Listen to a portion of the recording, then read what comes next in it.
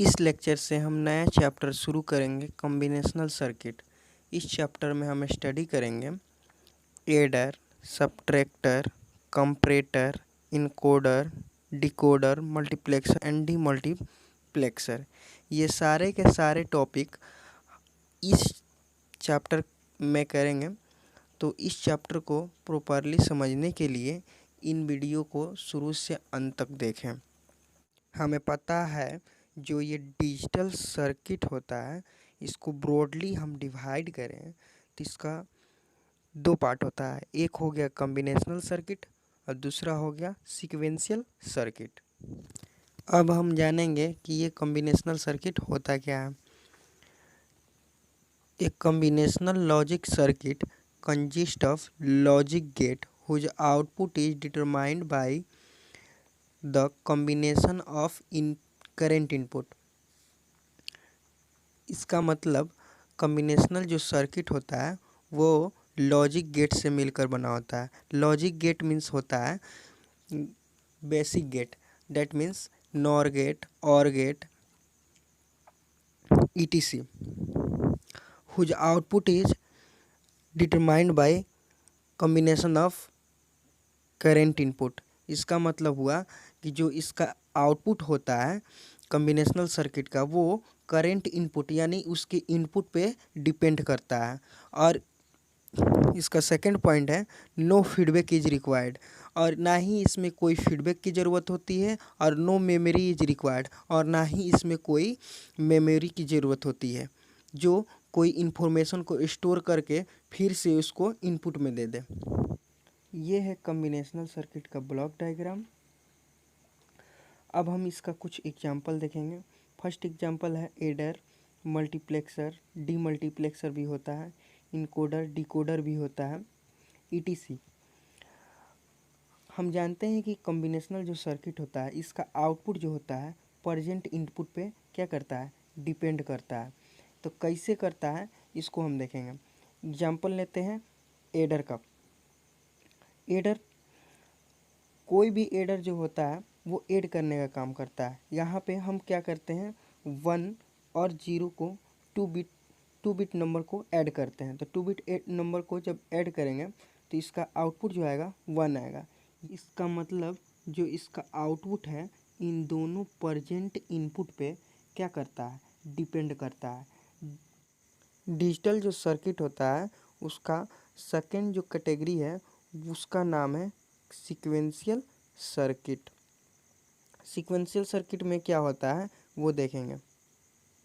Sequential circuit क्या होता है, this circuit consist of logic gate arrange in parallel and it output is determined by combination of current input and the prior output. इसका मतलब sequential जो circuit होता है वो लॉजिक गेट से बना होता है। Logic gate means basic gate like or gate, and gate, etc।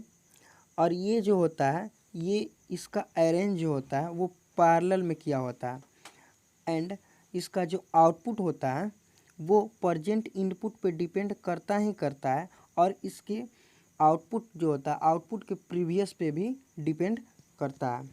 Next point है sequential circuit is also contain memory element that are capable to store the information of prior output.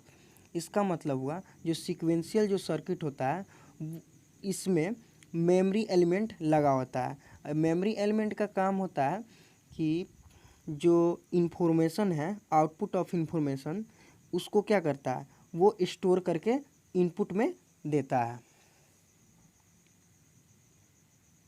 Block diagram of sequential circuit. Sequential circuit का block diagram. Sequence, हम जानते हैं कि sequential जो circuit होता है इसका जो आउटपुट होता है इसका आउटपुट करंट इनपुट पे क्या करता है, डिपेंड करता है। इसके अलावा इसका जो प्रीवियर आउटपुट होता है उस पर भी ये क्या करता है, सीक्वेंशियल सर्किट डिपेंड करता है। ये कैसे करता है इसको जानेंगे। और सीक्वेंशियल जो सर्किट होता है उसमें मेमोरी एलिमेंट लगा होता है। मेमोरी एलिमेंट इसलिए लगा होता है क्योंकि जो इसका आउटपुट होता है उसको इनपुट में आउटपुट जो इन्फॉर्मेशन होता है उसको स्टोर करके इनपुट को देता है। सीक्वेंशियल सर्किट का एग्जांपल है flip flop, shift registers, counter. हम जानते हैं कि सीक्वेंशियल जो सर्किट होता है वो प्रेजेंट इनपुट पे डिपेंड करता ही करता है, उसका प्रीवियर आउटपुट पर भी डिपेंड करता है। प्रीवियर आउटपुट मीन्स होता है पूर्व आउटपुट। पूर्व आउटपुट पे ये सीक्वेंशियल सर्किट कैसे डिपेंड करता है उसको देखेंगे काउंटर के माध्यम से। काउंटर क्या होता है? बेसिकली काउंटर जो होता है वो स्टेप बाय स्टेप सीक्वेंस में इंक्रीज करता है। जैसे एग्जांपल में ले लिए 4 प्लस क्या हो गया 1, क्या आएगा 5। फिर 5 प्लस 5 में 1 जोड़ेंगे तो क्या आएगा 6। फिर 6 में 1 जोड़ेंगे तो क्या आएगा 7। यहाँ पे क्या हो रहा है काउंटिंग हो। इसका जो आउटपुट है, आउटपुट क्या कर रहा है इनपुट में आ रहा है। यानी जो सीक्वेंशियल सर्किट का आउटपुट होता है वो यहाँ पे क्या कर रहा है प्रीवियर इनपुट पे क्या कर रहा है डिपेंड कर रहा है। अगर आपका कोई क्वेरीज है, डाउट है तो कमेंट सेक्शन में कमेंट करके ज़रूर बताएं।